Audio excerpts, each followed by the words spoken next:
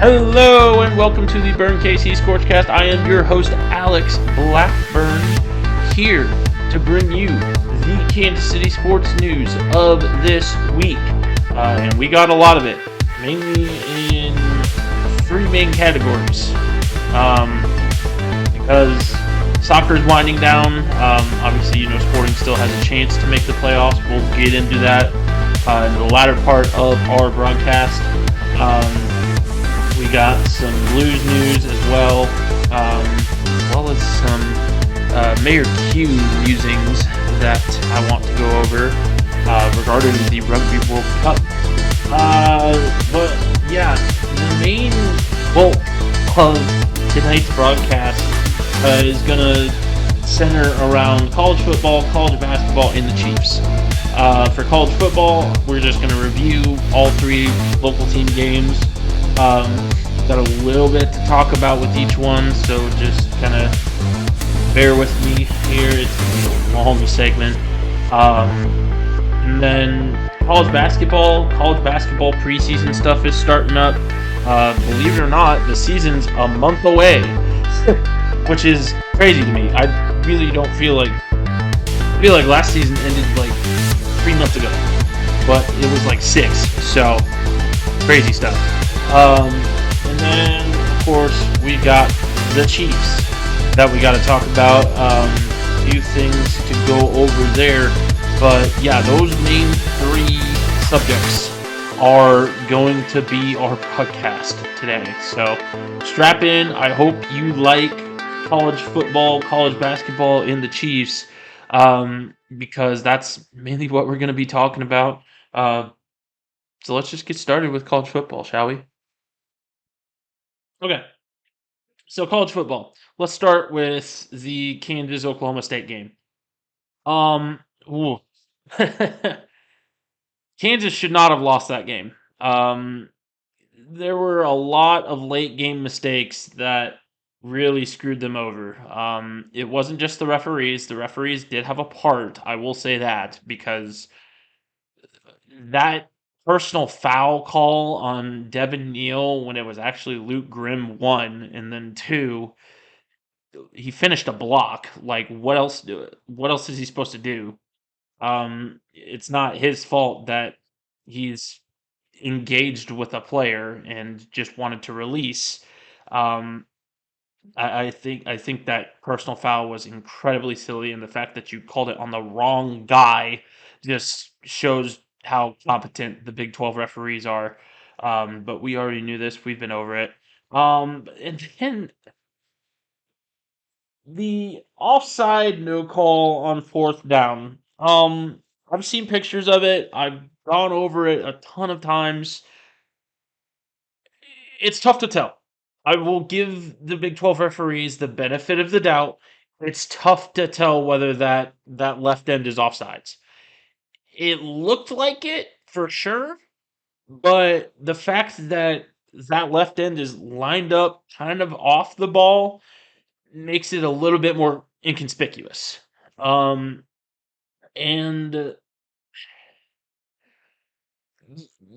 I can see why the side judge didn't call it, but at the same time, it's offside. It is. You look at the frame by frame, it's offside.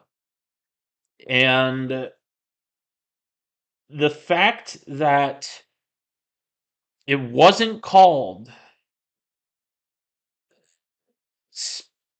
it speaks volumes as to how refereeing works in close games. Because obviously, you're in Stillwater, Oklahoma. You don't want to be the GOAT of the game for calling a penalty that's more or less 50-50 in real time. Because you're going to get people that say, "Hey, you made the right call, man." You're going to get basically the same thing that you got when you didn't call it. You're going to have a lot of people saying, "Yo, yeah, you made the right call, man. Way to go." And then you're going to have people that are just like, "That was a horrible call. How did you miss that? Blah, blah, blah." So it's kind of a lose-lose situation for the referee in that situation. The fact that Oklahoma State was at home when it happened, makes a difference in my opinion. I think the home crowd definitely played a factor into that ruling. Um, but Lance Leipold, like there's a lot of L's in this next sentence I'm about to say. Like Lance Leipold said, do not pronounce my L's very well. I apologize. Like Lance Leipold said, the call was baffling because, frankly speaking, I'm sure that they didn't explain it well. I'm sure that they gave some sort of reasoning as to why it wasn't called, but at the same time, it should have been.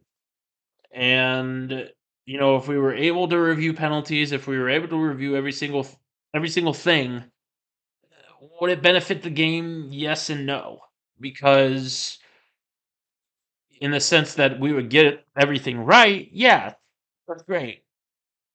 But it would slow down the game even more than it's already been slowed down. And it's been slowed down a ton with these TV timeouts and with all this general BS that the NCAA has instilled for Division One FBS games. Um, and it's a tough call. So I will give the Big 12 referees the benefit of the doubt, but it was still a poorly refed game. And I think they are the first to admit that. KU could have done a lot of different things better. Um, the big thing is the play calling. Coach Kotelnicki was not on his A game for this game. The fact that I understand you have an elite running unit, but they were not on their A game that day. So why exactly are you running it on 3rd and 5 and perhaps the most important drive of that game to that point? Why are you running it on 3rd and 5? And it was just a standard run too. Like it's not like it was anything cute. It was just a standard stretch. And like any good defense would do, they snuffed it out. If you ran like play action, that's an easy first down. And I just don't understand where the play calling went in the second half. So, you know, I mean, Jason Bean threw 5 touchdowns, and yeah, he did throw 2 interceptions that half that weren't necessarily his fault, but they weren't. One of them may have been it was a little bit underthrown, but the other one I believe got tipped at the line of scrimmage. And it wasn't a good it either A wasn't a good read by him or B was a terrible hot route by Coach Golnicki. So I am just perplexed as to where the play calling went in the second half. Um, but anyways, I've talked too long about KU. KU moves to 5-2 on the season, going into their bye week. They're still not bowl eligible, and they have Oklahoma coming up after the bye week. It's really good that Kansas has this bye week coming up because if they had to face Oklahoma this coming week, they probably would have gotten stomped. I'm just going to be brutally honest here. Um, you're not giving Jalen Daniels enough time to heal. You're not going to have enough preparation time to be prepared for the behemoth that is the Oklahoma offense, and in all honesty, their defense too, because their defense is pretty good this year. Um, and just overall, I mean, we saw how the linebackers played against the 12th ranked offense in the Big 12. I can't imagine how they would play against the first ranked offense in the Big 12. Um, with a week of preparation. So this 2 weeks will get them as prepared as they can be for Oklahoma. And it's still no guarantee that Jalen Daniels returns for it. So, in all honesty, I'm not sure how they're going to go about the QB situation with this bye week coming up and Oklahoma coming up after that. So we're just going to have to wait and see. I don't think they're going to get that win versus Oklahoma. I'm just going to be honest right now.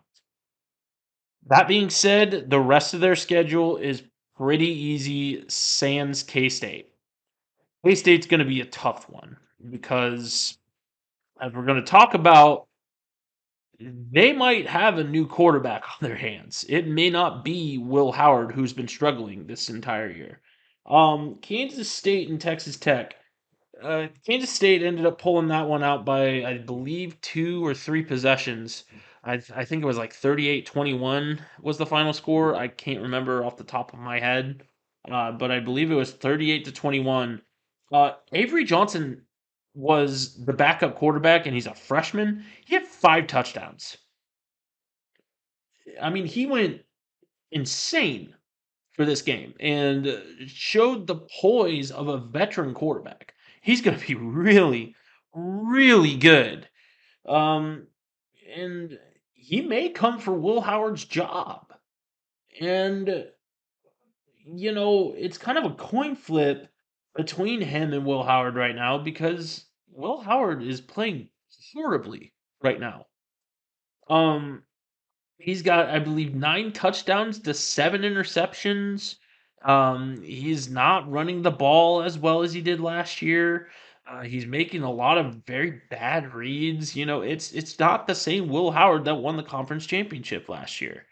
So if you're K State and you suffered a couple of pretty bad losses this year, that is kind of all but taking you out of Big 12 title contention. There's still an outside chance, just as there is for Kansas, but it's not looking good. Um, why not go with Avery Johnson? So I see their thought process here, and I'm intrigued to see how this quarterback situation plays out for Kansas State. Um, Again, I thought Avery Johnson looked stellar, but it was against one of the worst teams in the Big 12 in Texas Tech. A team that we all thought was supposed to be really, really good this year, supposed to be competing for a championship, et cetera, et cetera. That hasn't happened. But, you know, maybe Kansas State has found their guy now because even last year, it was a controversy of, okay, do you want Adrian Martinez or Will Howard to play once Adrian Martinez comes back? And they went with Will Howard, and it ended up giving him a championship. Now, in regard to this situation, do you trust a freshman quarterback that, yes, had a really good game and has shown a lot of potential, or do you go with the guy that won you the Big 12 championship last year and that has just been kind of struggling? So that may be a burning question coming up. So be on the lookout for that. For Missouri, Kentucky, I'm just gonna kind of keep it short. Um, Missouri looked really good, and Missouri looked as advertised. In my college football dogs article, they aired it out. They just killed the Kentucky secondary, and they looked like a team that could very well be competing in Atlanta, um, December, January. So, or come December, excuse me. Um, I mean, that's how much potential they have. I mean, this is one of the best wide receiver groups in the entire nation. And it's backed up by a guy that seems to be finding his groove in Brady Cook. He looks very, very poised back there. He looks like he doesn't look like how he did last year. That's for sure. And boy, howdy, I think I'm gonna say it. I think Eli Drinkwitz, his job's saved officially. I mean, going 6-1 will do that. And do I think they have a chance at the SEC title? Um, we got to see how they perform against Georgia first, I think. But I, I mean, they're doing better than Alabama. They're doing better than LSU. Yeah, LSU beat them, but as long as they don't lose again, they still have the better record. And overall, this Mizzou team looks like they can beat anybody in the country. And this is, I don't know if you noticed my shirt here, uh, and that's saying something. I think this Missouri team is very much for real, and they're a team that can quite easily be one of the best teams in the SEC, if not the nation. Um, do I think they make the playoff? Well, they have an outside chance. I mean, it's tough to tell. I mean, obviously, one loss means a ton in the college football world, so it's kind of tough to tell. But I think they are for real, and I think they've proved a lot of doubters wrong this year, including myself. So kudos to them. It's going to be an exciting couple of games for them. I'm looking forward to seeing how they play for the rest of the season. So that's where we'll end this college football segment. On to college basketball. All right. On to some college basketball news. This is the first substantial college basketball segment we have this year. Well, since March or April, but um, we have got. Sorry, I got a very odd Discord message from the college football dogs Discord. My apologies. But we have got some preseason polls and awards to talk about. Um, Preseason polls, Kansas is ranked number one in the nation in the preseason polls in the first AP poll to come out. If you're a Kansas fan, if you're a Kansas fan, you know that this won't bode well. If you look at the history of past Jayhawk teams that have been ranked preseason number one, um, they've all either lost in the first or second round. I don't know why. I don't know how. But a lot of people are not exactly celebrating the fact that Kansas is preseason number one. Um, it's understandable. You know, it's a lot of pressure, first and foremost, because especially for a program that's going through quite a bit of turmoil like Kansas is with the whole Arteria Morris situation, with the NCAA investigation, and now with, I guess, some Josh Jackson stuff that somehow applies to the program. We're going to talk about that later, though. Uh, y- there's a lot of pressure to be the best, you know? And yeah, Kansas has dealt with it before, but this year in particular, there's a lot going on in the Kansas basketball program that makes me worry that this preseason number one ranking isn't going to bode well. And I'm not going to say, like, oh, Kansas is going to stink this year. They're not. They're going to be pretty good considering the fact that they've got the number one transfer. They've got one of the top guards in the nation in DeJuan Harris. They've got a key returner in Kevin McCullough, um, and they've just got a great transfer and freshman class. So I think they handle business in the Big 12, but after that is still incredibly up in the air. Um, Obviously, it's October, so that's months away, but we'll see. We'll see how November through January uh, rolls out, and then we'll kind of make a proper judgment as to how the conference shakes out and how the March Madness shakes out for Kansas. But I think preseason number one, both in conference and in the nation, is well deserved. I think this is the team to beat this year. And I just don't see any other team in this conference that kind of holds a candle to this Kansas team. The next closest team is probably Houston, only because they got LJ Cryer, who has been known to be a certified Kansas killer. So it's gonna be interesting to see how those other teams that are 2, 3, 4, and 5 com- compete, because the Big 12 is wide open this year, outside of, in my opinion, 1, 2, and 3, which is KU, Houston, and Texas. All three, obviously incredible basketball programs. So it'll be interesting to see how the Big 12 shakes out.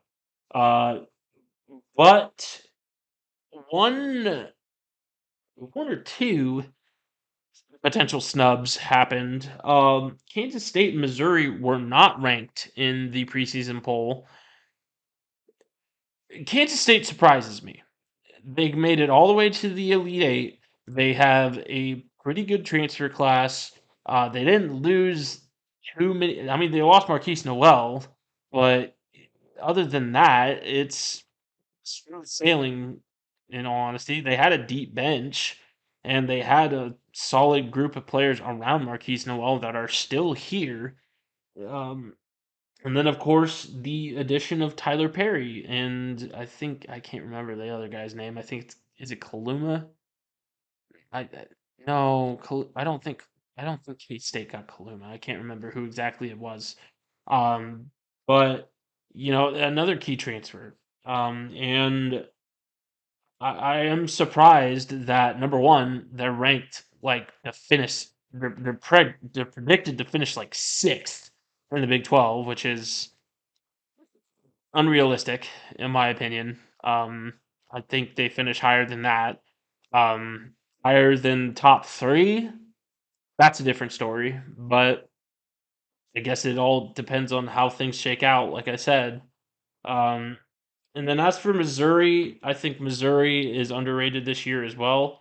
I don't think they deserve necessarily to be ranked in the preseason top 25, but I think they have an optimal chance to be ranked in the top 25 at some point throughout this year. I think they've got a good transfer team, or they got a good transfer portal additions. They got a lot of returning starters. Um, Dennis Gates is still a very, very good coach. Um, and overall, I think they shock a lot of people this year. I think they can only go up, in all honesty. And I think they do go up, and I think they do compete with the Arkansas, the Kentuckys, the Tennessees of the SEC.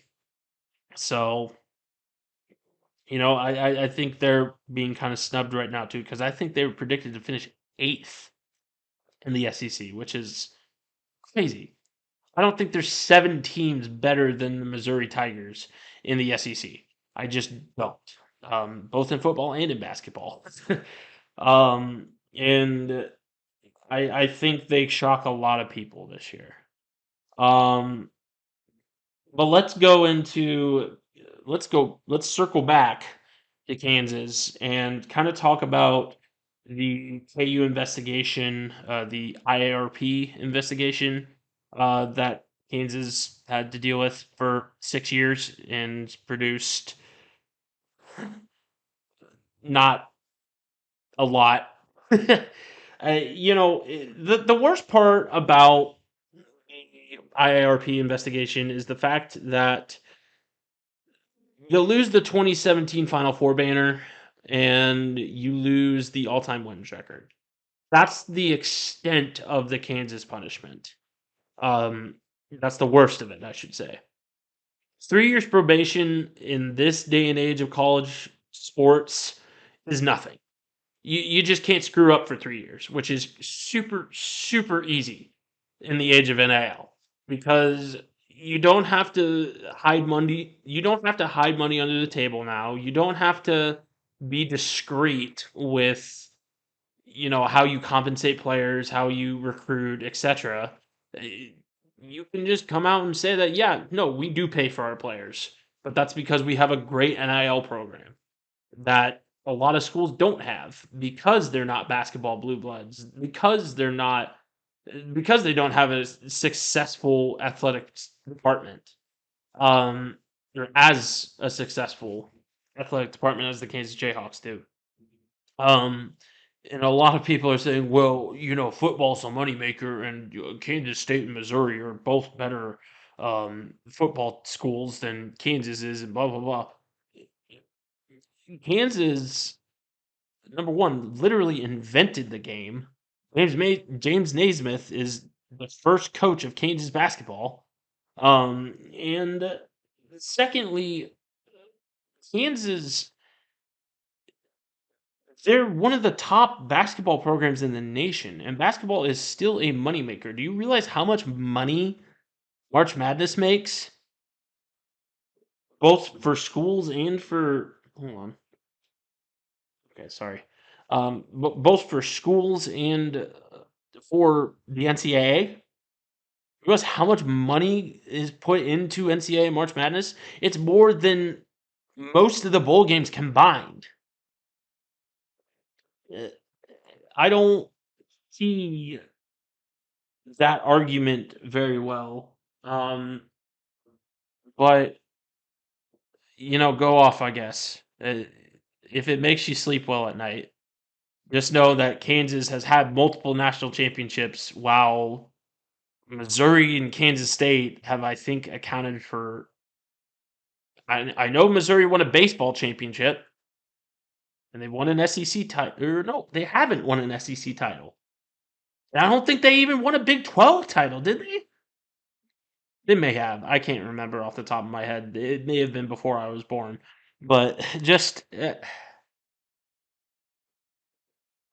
bottom line is money. Kansas got off easy because they're a moneymaker school. Plain and simple. The bottom line is money.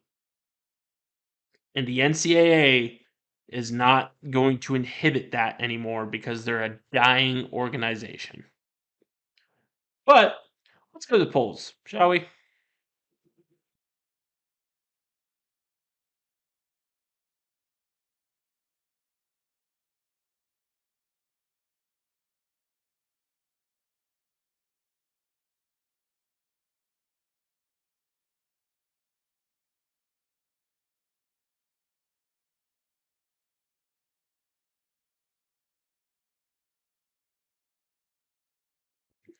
So as you can see,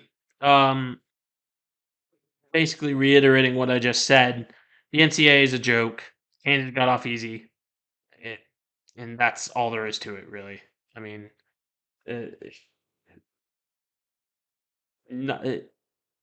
I do want to go over this quote though that came from my grandpa, who is just as big, if not bigger, fan of KU basketball than I am. Um, So what he said about the verdict on Kansas NCAA punishment. Well, obviously it could have been worse. What's upsetting to me is why it took so long and the impact it may have made on recruiting over those years. That's a huge thing that I didn't consider when first writing the article, is how much it impacted Kansas recruiting. It stunted the program's recruiting. They could have had a ton of five-star players. They could have had, you know, guys like Zion Williamson come to their school and perform well for their school. They could have had another title. But because of the NCAA and their archaic and draconian rules, the university suffered unnecessarily. And the fact that it took 6 years to do this is ridiculous. No one cares anymore. Nobody. when the rulings came out, all that people it's well, I know it was reported on ESPN, right? It was reported on ESPN, and it made national news, but in all honesty, it wasn't talked about by anybody outside the Kansas, Missouri, K-State spectrum. No one, unless you're like a college basketball analyst, then yeah, no, it wasn't talked about by just normal people that don't really pay attention to college basketball. So, what was the point? It's not like this was some landmark ruling. It was the last attempt, in my opinion, of the of the NCAA to salvage whatever power they have left. Their organization is going to be gone in the next 5 years. It is. The fact that people have not seen that writing on the wall is crazy to me. Their organization isn't needed anymore. All the power is in the conferences and in the schools. The NCAA doesn't do anything. They're a figurehead organization. They're this faux regulatory entity that pretends to have power yet blunders their way through every single investigation, blunders their way through every single ruling, and acts it is so bureaucratic that they get in their own way. So why do they deserve to be taken seriously? They don't, especially in the day and age of NIL. And I don't know, just another thing with Kansas basketball is the Arterio Morris situation, and something that came up today um, regarding former Kansas basketball player Josh Jackson.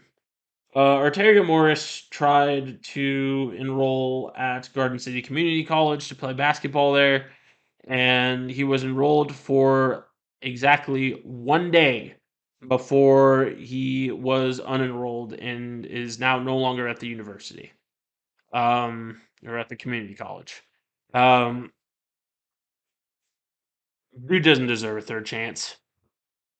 Dude deserves to be in prison, but he doesn't deserve a third chance. And the fact that Garden City almost gave it to him is crazy to me. And then the Josh Jackson situation, from what I read, on the Kansas City Star, according to Shurius Lada, uh, Josh Jackson apparently assaulted and raped a woman, um, this past year in 2022, in New York, and hired basically hitmen to keep her quiet. And this is alleged. It's not set in stone that he did actually do it, but if this is the case, that's abhorrent, first and foremost. And Josh Jackson deserves to rot in prison if that's the case, because if you know Josh Jackson's tenure at KU, you know that he couldn't stay out of trouble. He and has a real problem with the respect of women. So hearing this news is unsurprising, but incredibly sad. I hope it's not true, but at the same time, if it is, he deserves to rot in prison and never play a single game of basketball ever again. Ever again.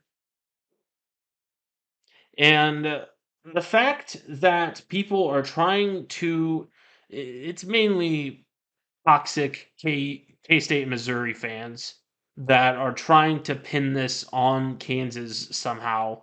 Both of these situations.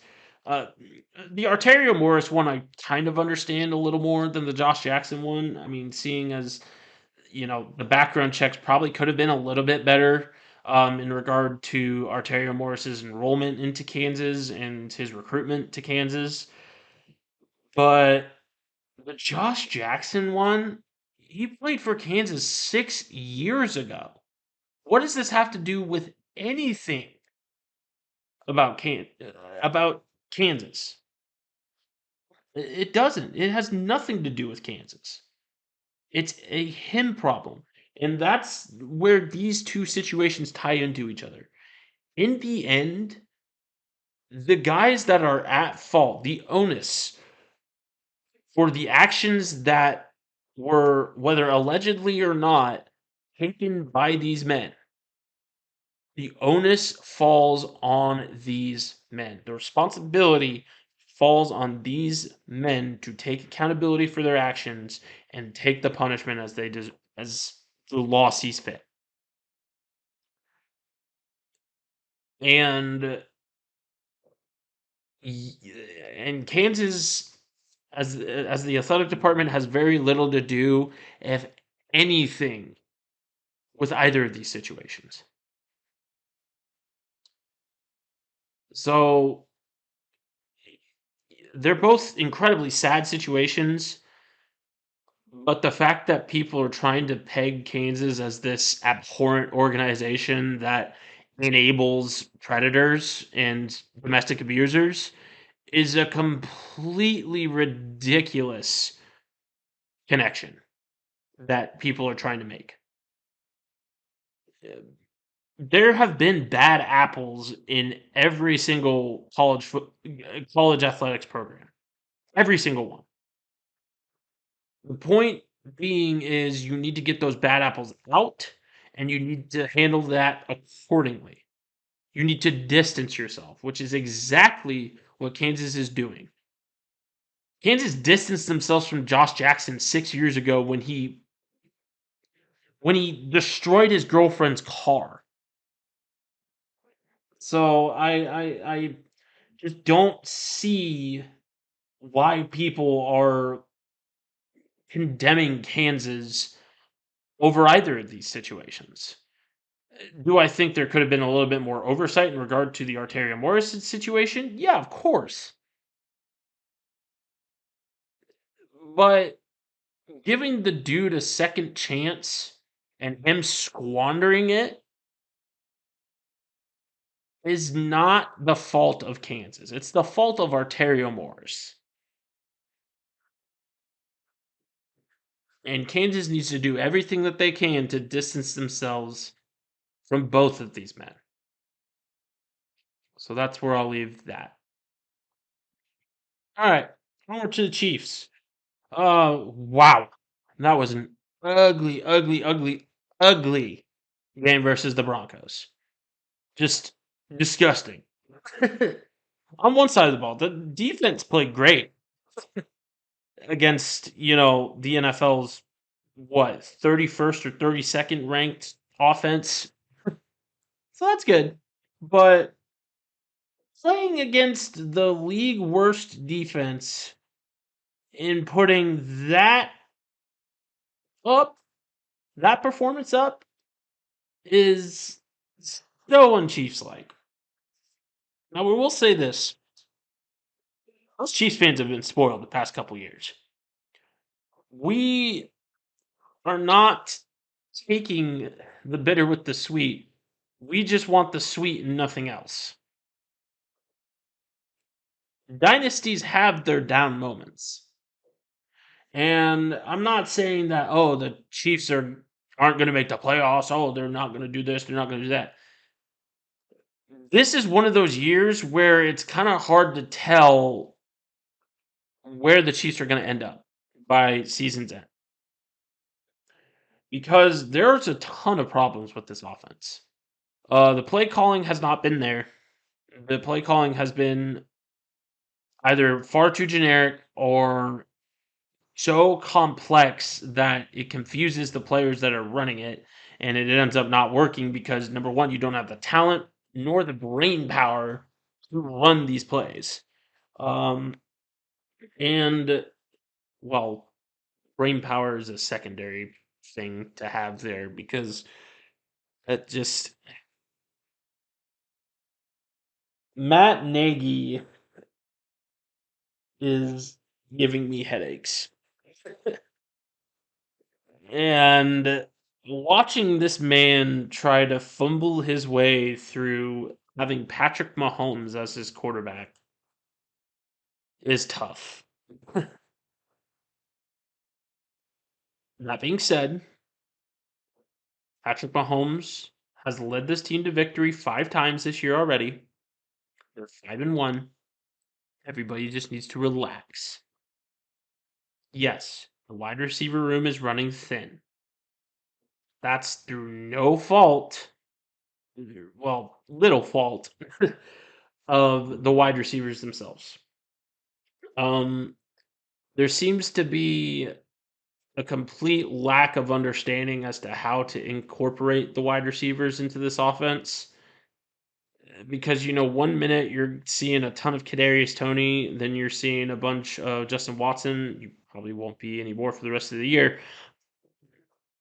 I will be getting to that, but just there's little direction with the wide receiver room right now. And a lot of people are asking, who do the Chiefs need to trade for to get this get this wide receiver room back on track? The trade deadline is, I believe, week 8 of the season, week 8 or week 9 of the season, and it doesn't look like any of these wide receivers are working out. That being said, we haven't really done much with Justin Ross. Maybe there's a reason behind that, maybe not. But now that Justin Watson's injured, you're probably going to see more of them. So we'll have to do the litmus test against the Chargers and the Dolphins. But it's all right. Well, I don't want to guarantee anything, but seeing the Eagles and the 49ers both fall to incredibly inferior teams makes me feel a lot better about where the Chiefs are. And do I still believe that the Chiefs need to trade for a wide receiver by the deadline? Yes. I think bringing on a clear-cut number 1 wide receiver is important. That being said, where's that at in the trade pool so far? Jerry Jeudy is probably your best bet. Jerry Jeudy or Hollywood Brown. That's what you got. Make your choice, Chiefs Kingdom. I will tell you right now, neither of those 2 wide receivers are clear-cut number 1s either. So do with that information what you will. Maybe just add another wide receiver to the mix, I guess, and just throw stuff at the wall and see what sticks. But nonetheless, the Chiefs have a game against the Chargers this coming week. Chargers play Dallas tonight. I will be watching that game as soon as I am done recording. It's actually starting pretty much right about now. But from what I've seen of the Chargers, this is a plenty winnable game. I think there's been a lot of people freaking out unnecessarily about how the offense looks and blah, blah, blah. I think the offense looks poor. I don't think it's as bad as everybody's making it out to be. I think they have plenty of time to recover. It's week 6. We're not halfway through the season yet. And I think by November, December, this group can find their groove. And when I've said it plenty of times, but I'll say it again. When you have Patrick Mahomes, you have a chance to win. Patrick Mahomes is the best player in football right now. There's no question about that. Has he made some not great reads over the past couple games? Yeah, but how much of that can be pinned on him and not the Chiefs wide receivers or Matt Nagy? Because we've seen Patrick Mahomes play with a better wide receiver group and a better offensive coordinator, and he's excelled. So why the sudden change? The wide receiver room and Matt Nagy. I, I don't know. I have trouble putting the onus on Patrick Mahomes for why this offense is performing poorly. But at any rate, it's kind of all I wanted to talk about with the Chiefs. Obviously, they're having their offensive issues, but they're playing great on defense. This is one of the best defenses Patrick Mahomes has had. I hope they stick around for a while, especially when they get into the meat and potatoes of the schedule like they're about to. I'd like to see them compete with an offense as dynamic as Miami's. And I'd like to see them shut down Tyreek Hill and Jalen Waddle. I think that's going to be the toughest test of the year. And it won't be in front of the home crowd. It'll be in front of a crowd in Germany. So this will be tough. It'll be a tough couple weeks, but I firmly believe that both of these games that are upcoming are plenty winnable. So we'll just have to see. Okay, some minor news and then we'll wrap up. Sporting Kansas City is playing for their playoff lives this coming Saturday when they play Minnesota. I've reiterated that this today already. Or not today, last week already. But let's kind of look into what the table looks like right now. So Sporting Kansas City is still 10th. Wow, really? I guess Dallas jumped San Jose, and Sporting's 2 points behind. However, I believe. Okay. So what if they win?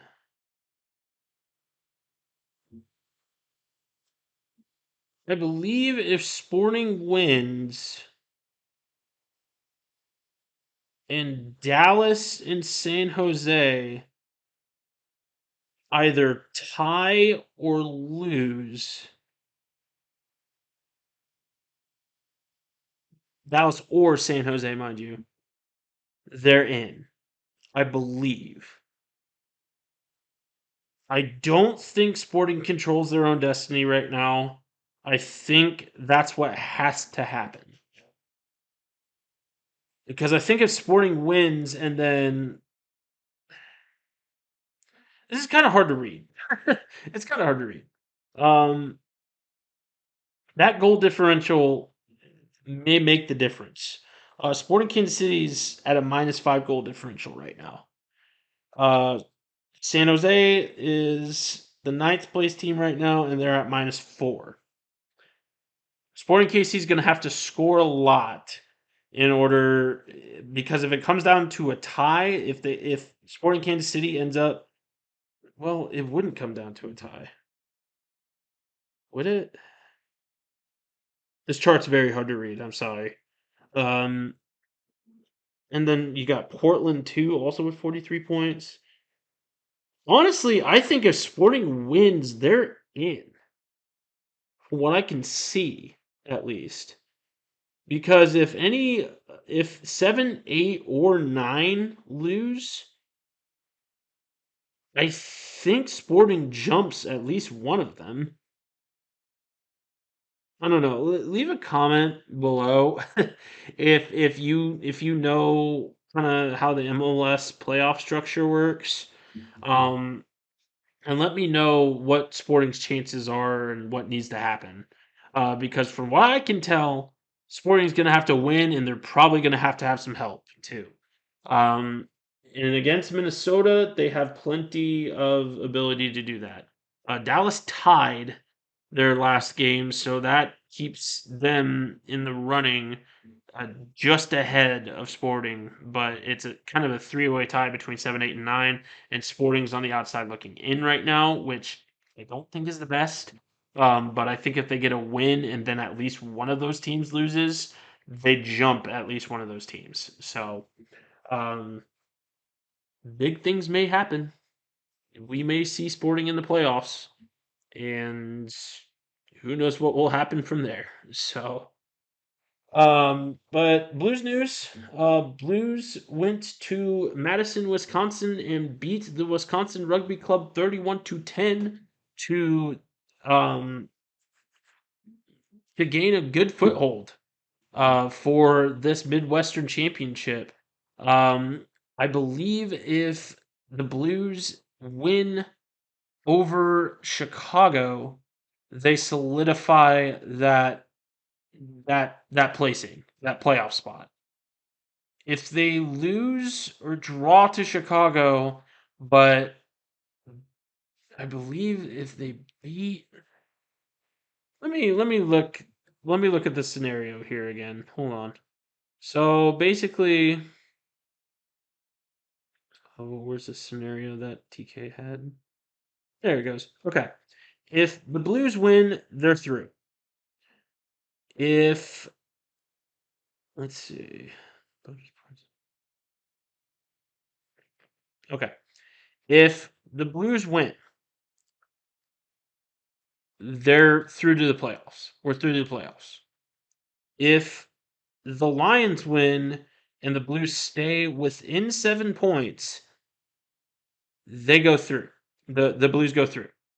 If the Lions win and they don't score 4 tries, the Blues are through. If the Blues lose, they score more than 4 tries, but the Blues remain within 7, the Blues go through. The only way the Blues do not go through is if the Lions win, score more than 4 tries, and the Blues don't stay within 7 points. So big playoff implications for this coming Saturday. The Lions have been known to be a juggernaut of the Midwest. They're kind of having a down year, but that doesn't mean anything. Um, the Lions are still a very good team. They're still a team that is competing for that playoff spot, and they're going to come to Kansas City with a chip on their shoulder. So, if you can, make it out to the Casey Current training facility come Saturday. Come cheer on these guys as they take on the Chicago Lions. And also cheer on D2 because it's the Kansas City rivalry week. Casey RFC is coming to the Casey Current training facility to play the Kansas City Blues D2 squad. So come support that as well as they take on the Kansas City Rugby Football Club. Then it's different from the Blues. So we hope that we can get Mayor Quentin Lucas out there. Because Mayor Q had some stuff to say about the Rugby World Cup. Let me pull that up for you. This is kind of where we're going to end our show, so give me just a second here. So, Mayor Q said, as we work to secure Rugby World Cup matches in Kansas City in 2031 and 2033, I'm enjoying today's match. This was written a day ago, between France and South Africa. Anybody in KC in the surrounds got a good place and crew to watch. I tend to favor our national side, obviously, and the Springboks for what it's worth. I have tweeted at Quentin Lucas. I have Facebook messaged Quentin Lucas about this, and I'm hoping to get him out to this week's matchup because it's going to be a huge one for Kansas City Rugby, and it's going to be Kansas City Rugby at its best. And to boot, we're probably going to have some World Cup matches too to look forward to. So I'm hoping that we can get Mayor Mayor Q to get out to this game. If you haven't already, go message him, go text him, do whatever you can to get him out to this game. It's going to be a huge day for Kansas City rugby, and just a huge day for U.S. rugby in general. Um, so make sure to get him out to this game. Make sure to uh, just know where all the where all the good rugby spots are. So hopefully we can get him out and get him into the rugby culture, just as I have done for all of you these past couple of years. So get him out, get him antiquated with rugby culture. Antiquated, acquainted. I meant acquainted. I apologize. I'm very tired. But that's our show. Thank you so much for joining me. This has been the Burn Casey signing off. I will see you next week. Thanks.